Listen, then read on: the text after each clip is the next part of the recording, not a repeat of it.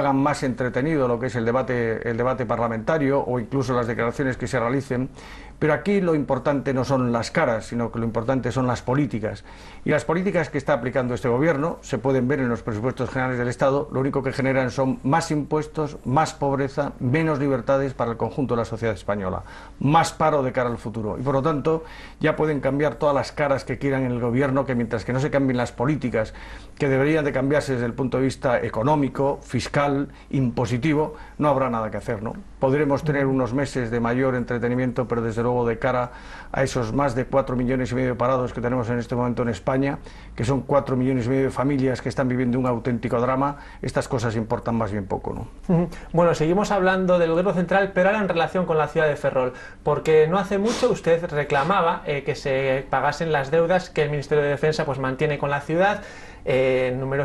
algunos inmuebles y también en algunos proyectos. El hecho de que esta ciudad dependa en gran parte del Estado, del gobierno central, repercute en su desarrollo, en su futuro. Sin ninguna duda. Ferrol, como decía antes, nace por y para el Estado, y Ferrol se convierte en uno de los municipios más importantes para el Estado español desde el punto de vista de la construcción naval y desde el punto de vista de la vocación de la primera base naval de España, ¿no?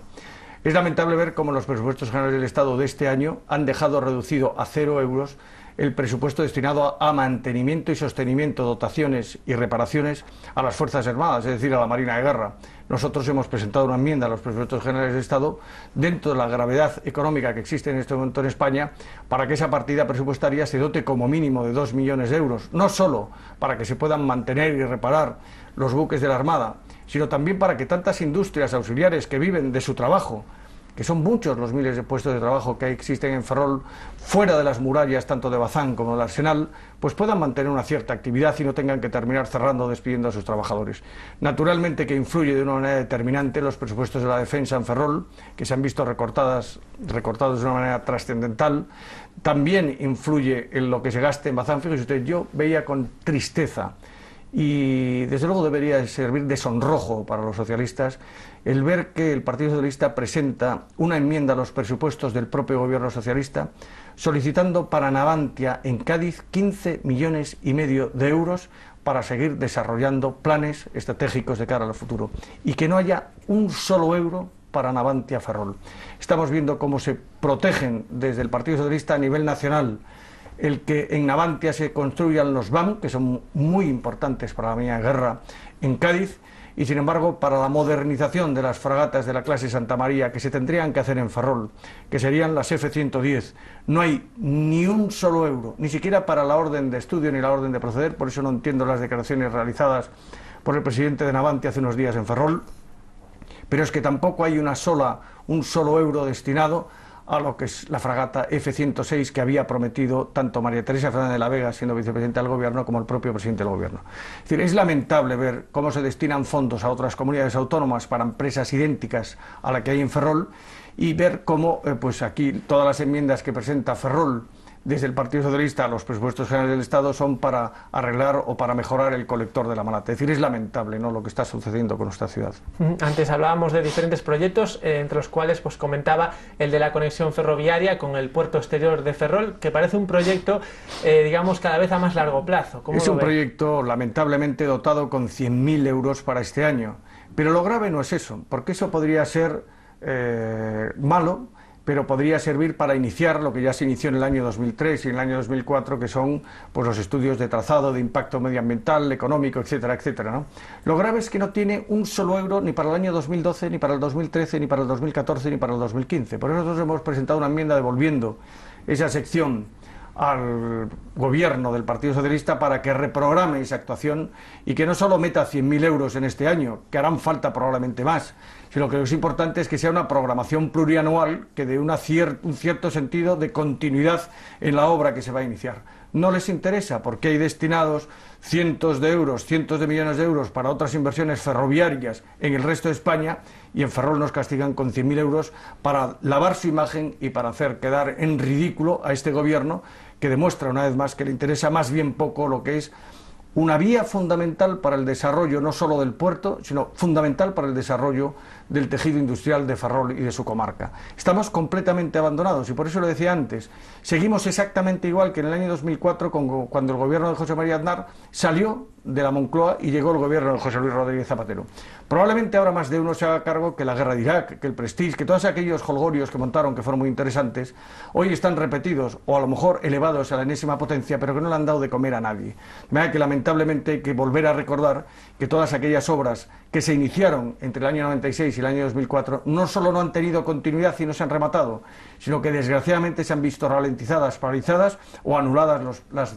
dotaciones presupuestarias que había para esas obras, ¿no? Hablamos de un proyecto que también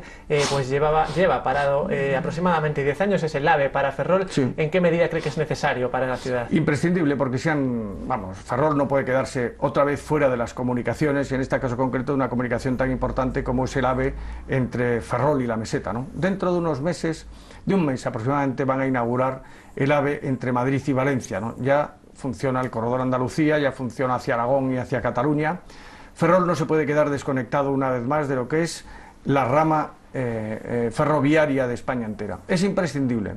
Empezaron diciendo que no hacía falta y que borraban de un plumazo del PEI, del Plan de Infraestructuras, el AVE, la conexión del corredor del Cantábrico con Bilbao, San Sebastián y su llegada a Francia, ¿no? Y ahora vemos como el eje atlántico, vemos ahora como todo lo que es la conexión de Ferrol-La Coruña no solo no está contemplada, sino que no está dotada económicamente. Lo que es realmente importante es que exista un compromiso no solo del tramo Lubián-Orense, que se le disminuye más de un 34% la inversión para este año, que es lo fundamental para entrar en Galicia, sino que no puede ser que no esté contemplada la estación intermodal de AVE en Ferrol, porque eso sería tanto como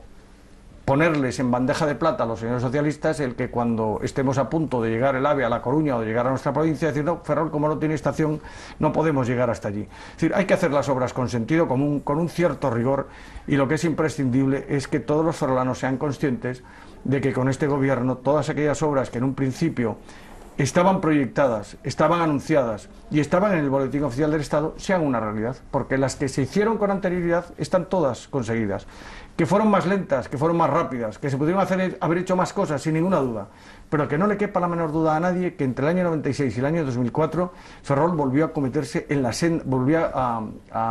la senda del crecimiento y de su conexión con el resto de Galicia y de España, ¿no? Hay otro proyecto por el que usted preguntaba hace muy poco en el Parlamento, en el Congreso, que era la situación actual del polígono industrial de San Pedro de la Isla, que estaba en su fase final. Ahora mismo, ¿cómo está este proyecto? Pues mire usted, completamente paralizado. Es decir, es lamentable, pero la contestación está ahí en el diario de sesiones. Yo interpelé al presidente de la SEPI sobre este tema,